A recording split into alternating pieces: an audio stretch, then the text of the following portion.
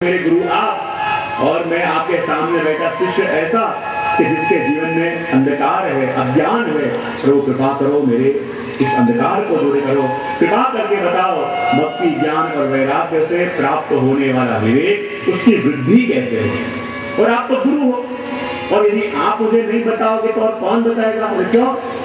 चिंतामणि सुरद्रु स्वर्ग संपदम प्रयच्छति गुरु प्रीतो वैकुंठम योगी दुर्लभम।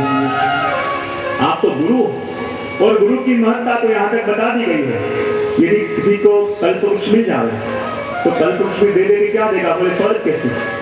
किसी को चिंतामणि मिल जाए तो चिंतामणि भी दे के क्या देगा? बोले लौकिक सुख। और हमको गुरु मिले हैं, गुरु को ऐसी कृपा करें तो योगियों को भी दुर्लभ ऐसे भगवान वैकुंठ की प्राप्ति करा रहे हैं। प्रयच्छति गुरु प्रीतो वैकुंठम योगी दुर्लभम। योगियों की दुर्लभ ऐसे ही वैकुंठ भगवान के दर्शन करा रहे हैं। और मैं हमेशा कहता हूँ कि इस चिंतामणि से भी हमारे पुष्टि मार्ग में, इस भक्ति के मार्ग में गुरु की महत्ता अधिक बताई गई है। बोले क्यों? क्योंकि चिंतामणि कौन है? जिसके पास जाके आप जैसी कामना करोगे उसी क्षण आपकी इच्छा पूरी हो जाए। क्या? जिसके पास जाके जैसी कामना पूरी करो, कामना करो वस्तु तक मिल जाए, उसको कहते हैं चिंतामणि। पर हमारे गुरु, हमारे प्रभु चिंतामणि नहीं है। वो कौन है? परम उदार चतुर चिंतामणि। देखो हमारे गुरु कैसे हैं? चतुर चिंतामणि। और चतुर चिंतामणि किसको कहते हैं? कई बार आपके मन में नहीं लगता, गुरु के पास जाके इतनी इतनी विनती करते हैं, इतना इतना निवेदन करते हैं, ये वस्तु हमको दीजिए, ये कृपा हम पे कीजिए, ये वस्तु का दान हमको करिए, ये मंत्र हमको दीजिए। और गुरु सुनते क्यों नहीं? लगता है कि प्रभु सुनते क्यों नहीं? प्रभु को इतनी इतनी विनती करते हैं। यदि आपको लगे इतनी इतनी विनती करें और फिर भी सुनते नहीं तो मानो वो इसलिए नहीं सुन रहे, तो इसलिए नहीं दे रहे क्योंकि वो चिंतामणि नहीं है, वो चतुर चिंतामणि है। और चतुर चिंतामणि किसको कहते हैं? जिसके पास जाके मांगा और मिल गया वो चिंतामणि। और जिसके पास जाके मांगा पर हित में था तो दिया, और हित में नहीं था तो नहीं दिया, उसको कहते हैं चतुर चिंतामणि। चिंतामणि तो जो मांगोगे प्रदान कर देगा, चाहे हित में हो कि न हो। पर गुरु के पास जाके विनती करोगे तो हित में होगा तुरंत दे देंगे, लेकिन हित में नहीं होगा तो लाख बार आग्रह करोगे, गुरु वो देंगे नहीं। जैसे छोटा सा बालक चप्पू लेके खेल रहा हो, खेलने में बड़ा सुख मिल रहा हो, बड़ा आनंद मिल रहा हो, और माँ देखेगी तो डांट के भी चप्पू ले लेगी। बच्चा सोचेगा कि मेरी माँ है क्यों दुश्मन है? जिस वस्तु से खेलने में मुझे इतना आनंद मिल रहा था वही वस्तु मेरी माँ ने मुझसे क्यों ले ली? क्योंकि वो चिंतामणि नहीं, वो चतुर चिंतामणि है। वो जानती है कि जिस वस्तु से खेलने में इतना सुख मिल रहा है वही वस्तु उसे भविष्य में बहुत बड़ी पीड़ा भी दे सकती है। इसे हमेशा मैं प्रवचन में दो सूत्र देता हूँ। जो आपको लगे ना कि प्रभु से इतनी विनती करते हैं, गुरु से इतनी विनती करते हैं, वो सुनते क्यों नहीं? हमेशा मैं अपनी कथा में दोस्त देता हूँ। जब भी प्रश्न प्रभु के ऊपर या गुरु के ऊपर प्रश्नार्थ चिन्ह खड़ा हो जाए तो ये दो वस्तु अपने आप से पूछना कि मैं जो प्रभु से मांगू वो प्रभु मुझे दे देने, ये कृपा, या मेरे लिए जो हित में हो वो प्रभु मुझे देवे, ये कृपा। हाँ, दोनों में से बड़ी कृपा कौन सा? मेरे मन को जो अच्छा लगे वो प्रभु ने मुझे दे दिया, इसको कृपा कहेंगे? या मेरे लिए जो अच्छा हो वो प्रभु ने मुझे दिया, इसको कृपा कहेंगे? इसको कहेंगे मेरे मन को जो अच्छा लगे। तो कौन सा? अरे वाह, यहाँ बैठा हुआ प्रत्येक व्यक्ति ऐसे कह रहा है कि प्रभु मेरे मन को अच्छा लगे वो मत देना, पर मेरे लिए जो अच्छा हो वो मुझे देना। ऐसा कहना चाह रहे ना? हाँ कि नाम? बहुत सुंदर। यहाँ बैठे हुआ प्रत्येक व्यक्ति कह रहा है कि प्रभु मेरे मन को अच्छा लगे वो मत देना, पर मेरे लिए जो अच्छा हो वही देना। यहाँ बैठे हुए हर एक व्यक्ति यूँ बोल रहे हैं, कितना अच्छा लगे, लोग सुने तो लगे कितने भगवती जीवन है, सुने तो कितना अच्छा लगे, कितने भाविक वैष्णव हैं, कितने भाव वाले वैष्णव हैं जो ये कह रहे हैं कि प्रभु वो देना जो मेरे मन को अच्छा लगे, प्रभु वही देना जो मेरे लिए अच्छा हो। तो यहाँ बैठे हुए लोग क्या जानते हैं कि यहाँ तो बड़ी बड़ी बातें कर रहे हैं, इसमें है उसका वर्णन करते हुए कहते हैं कालव्यालमुखग्रास त्रास निर्नाश हे करे श्रीमद्भागवतं शास्त्रं ऋषिवल्लभाधीश।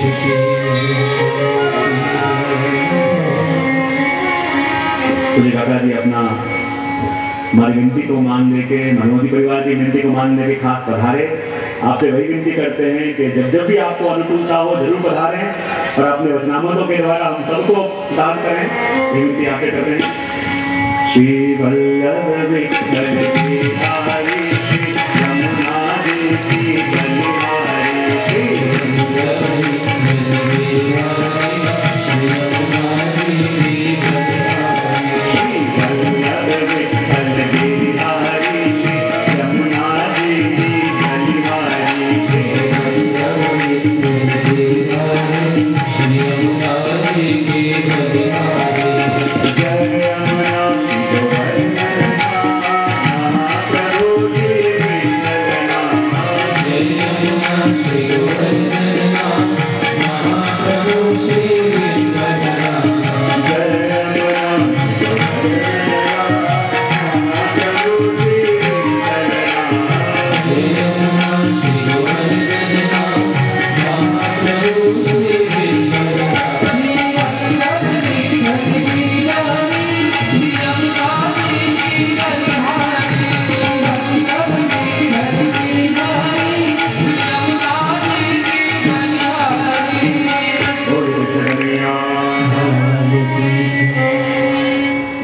के प्रश्नों को सुन के सूत जी ने वर्णन करना प्रारंभ किया। कहा काल व्याल मुखग्रास त्रास निर्नाश हेतवे श्रीमद्भागवतं शास्त्रम कलौ कीरेण भाषितम्। इस जगत के अंदर जिन जिन ने भी जन्म लिया है वो कली का प्रत्येक जीव कैसा है तो वर्णन करते कहा काल व्याल मुखग्रास, बोले काल रूपी सर्प के मुख का निवाला बना हुआ। देखो काल को उपमा किसकी थी? व्याल की। व्याल यानी सर्प। आप कहीं वन में अकेले खड़े हो और सामने से शेर आ रहा है, आप सावधान हो जाओगे। हाथी आ रहा है, सावधान हो जाओगे। पर कहीं वन में खड़े हो और कब छुपता हुआ सर्प आ गया और कब आके डस गया हमको पता नहीं चलता। उसी प्रकार ये काल भी व्याल यानी सर्प के रूप है। और कई चिंतक को चित्र बताते हैं प्रत्येक जीव की स्थिति कैसी है। एक बहुत बड़े सर्प ने अपना मुख खोला हुआ है और जिसने भी जगत में जन्म लिया है उस प्रत्येक व्यक्ति का मुख उस काल रूपी सर्प के मुख के अंदर है। इस क्षण वो सर्प अपना मुख बंद कर दे इसकी कोई गारंटी अपने पास नहीं है। और देखो तो सही कैसा आश्चर्य, हरे का मुख काल रूपी सर्प के मुख में है पर बाहर रहे दोनों हाथों से दुनिया की चीजें बटोरने में लगे हुए हैं। ये भी ले लूं, वो भी इकट्ठा कर लो, वो भी ले लूं। आगा अपनी मौत से कोई बसर नहीं, सामा 100 बरस के पर पल की खबर नहीं। कई लोग कहते हैं देखो तो सही बेचारा परीक्षित जिसके पास जीवन के मात्र 7 दिवस थे। तो मैं तो कहता हूँ दुनिया के अंदर परीक्षित से भाग्यशाली कोई व्यक्ति नहीं था जिसके पास ये गारंटी थी कि 7वें दिन मेरा मृत्यु है। इसका मतलब क्या? 7 दिन तक मुझे कुछ होने वाला नहीं। अपने पास कोई गारंटी है? कुछ एग्रीमेंट वगैरह करवा के लाए हो? कुछ लिखा पढ़ी करवा के लाए हो? नहीं लाए। फिर भी इतने निश्चिंत हो के जी रहे हैं। ये श्रवजा नीति माफ कर रहे हम। ने भी कहा कि जगत के अंदर हर एक की अंतिम यात्रा देखे और जीव को लगे कि मेरी भी दशा एक दिन यही होने वाली है, लेकिन जैसे ही घर पे आवे टीवी चालू करे और फिर क्या होता है आप सब जानते हो, सत्य से विस्मरण हो जाता है। इसलिए तो कह दिया इस काल रूपी सर्प के मुख का निवाला बने हुए प्रत्येक व्यक्ति का उद्धार किसी में है तो वो श्रीमद् भागवत के श्रवण से है। और देखो हमारे मन को शुद्ध करने वाला श्रीमद् भागवत से उत्तम कोई उपाय है ही नहीं। अच्छा, मन को शुद्ध करने का उपाय श्रीमद् भागवत से उत्तम कोई नहीं है। तो भागवत का आश्रय हर कोई क्यों नहीं करता? तो हर कोई भागवत का आश्रय कर भी नहीं सकता। बोले क्यों? जन्मांतरे भवेत् पुण्यम तदा भागवतम लभेत्। बोले जन्मों जन्मों के पुण्य का जब उदय होता है तब अपने वहां श्रीमद् भागवत जी का आयोजन होता है। ये मत सोचना कि इस जन्म के अपने अच्छे कर्म हैं, इस जन्म का अपना प्लानिंग है, इस जन्म की अपनी इच्छाएं नहीं।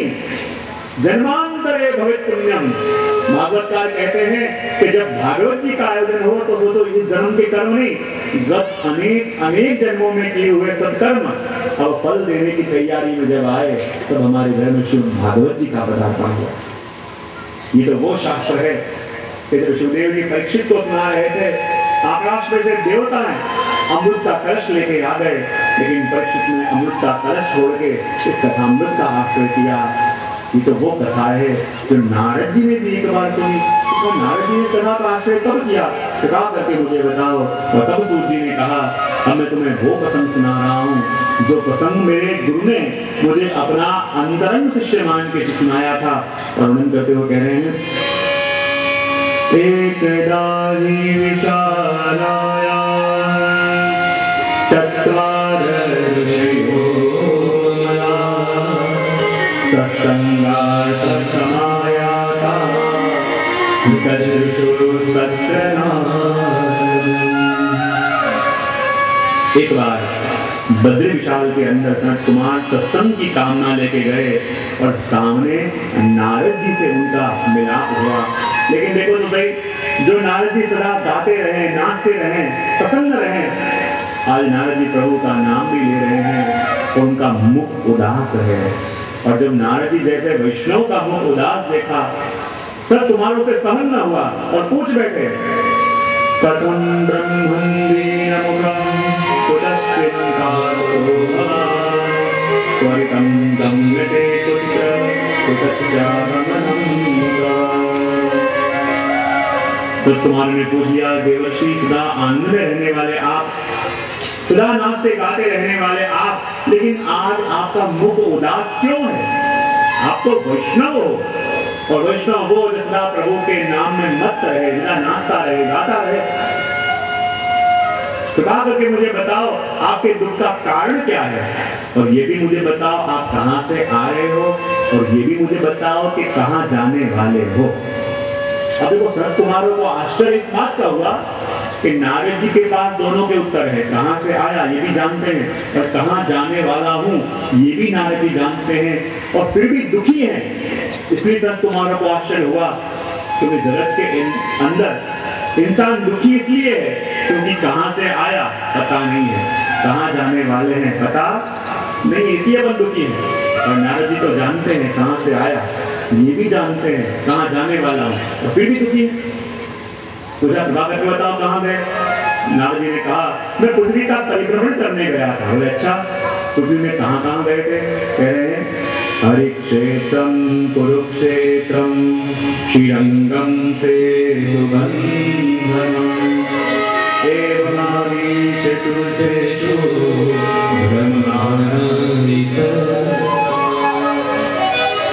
बोले तीर्थों का परिभ्रमण करने गया। अच्छा, बोले कहां गए?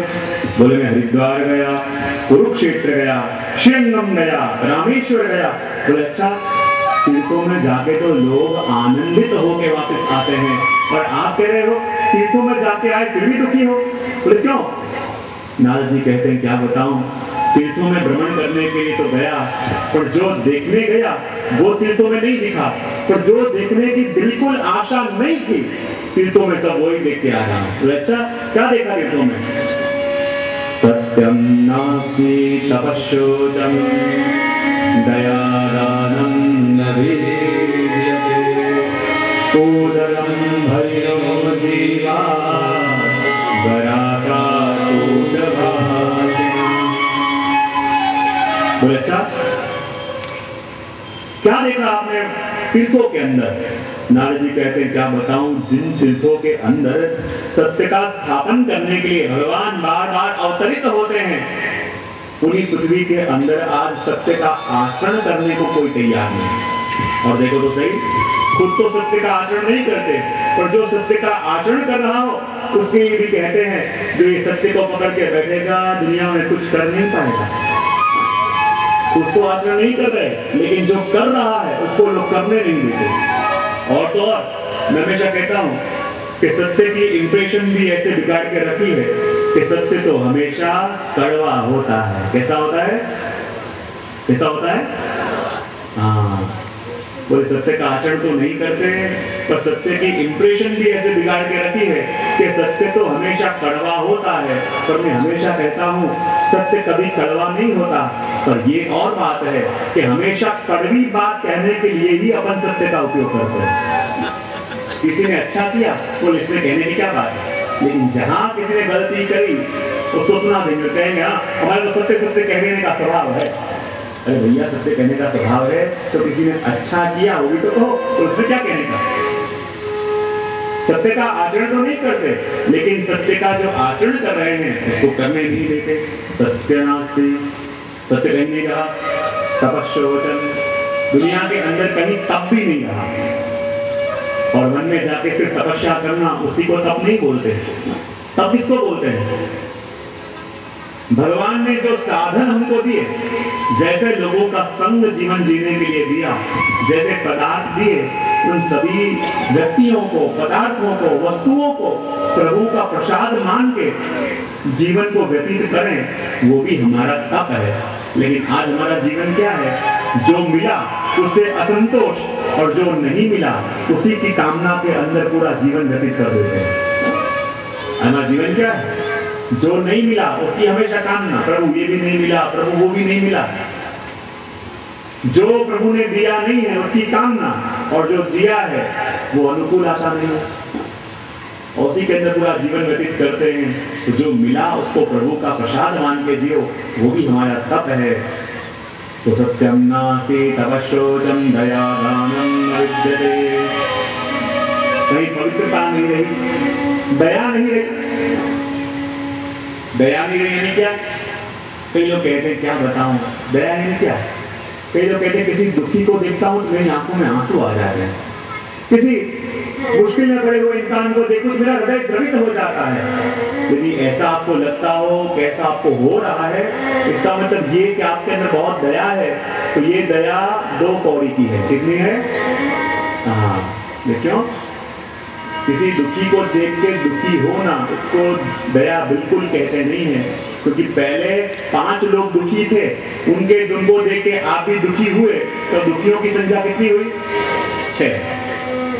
तो दुखियों की संख्या में आपने भी अपना नंबर जोड़ लिया। तो दुखियों की संख्या बढ़ाना ये दया नहीं है, पर अपने प्रयत्नों से दुखियों की संख्या को घटाना ये दया है।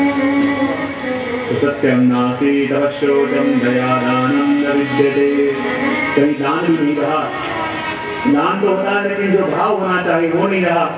उदरम हरिणो जीवा वराका कूट भाषिणा। पर कहा देखो तो सही, इस संसार के अंदर सबसे अधिक चालाक इंसान किसको माना जाएगा? कि जो कैसे भी उल्टे सीधे काम करके अपना और अपने परिवार का पेट भर लेगा, लोग कहेंगे बड़ा होशियार आदमी है। और जो सिद्धांतों को पकड़ के बैठा रहेगा, उसके लिए कहेंगे इसका दुनिया में कुछ होने वाला नहीं है। जो इंसान कोई काम का ना हो, उसके लिए अपन लेवल दे देते हैं, ये तो बेचारा भगवान का आदमी है, यानी हमारी दुनिया में काम का नहीं है। तो सत्यम नास्ति तपस्योचम दया दानम न विद्यते उदरम हरिणो जीवा वराका कूट भाषिणा। और इस कलिकाल के अंदर इंसान की भाषा बड़ी कड़ी हो जाएगी, और ऐसी भाषा का उपयोग करेगा तो मानो औरों से अपना कार्य साधना चाहता है। वराका कूट भाषिणा। और देखो इंसान का परिचय भी उसकी भाषा से हो जाता है। काका कृष्णा पिता कृष्णा को भेद पिता कयो वसंत समय प्राप्ति काका काका पिता पिता। जैसे कौवा भी वृक्ष में रहने वाला, कोयल भी वृक्ष में रहने वाली, दोनों में कोई भेद दिखे ना, लेकिन जब वसंत ऋतु आवे और गाना प्रारंभ करे पता चल जाए कितने में है। इसलिए वाणी से ही व्यक्ति का परिचय होता है। मैंने सुना था एक बार राजा भोज के वहां कोई बहुत बड़ा विद्वान है, और बहुत बड़े विद्वान ने आके राजा भोज को चैलेंज दिया कि देखो, यदि आपके राज्य के अंदर कोई बड़ा विद्वान हो और मेरे साथ साक्षात करके मुझे हरा देवे, तो मैं आजीवन आपका गुलाम बन के रहूंगा, और यदि कोई हरा ना पावे तो पूरा राज्य मुझे देना पड़ेगा। राजा भोज के वहाँ तो कालिदास भी रहते, लेकिन वो तो कहीं बाहर गए हुए थे। राजा भोज विचार करने लगा, यदि इसका चैलेंज मैंने स्वीकार नहीं किया तो लगेगा राजा भोज के दरबार में कोई विद्वान नहीं, और यदि स्वीकार कर लिया और इसके आगे इसका सामना करना पाए तो पूरा राज्य चला जाएगा, करूं क्या।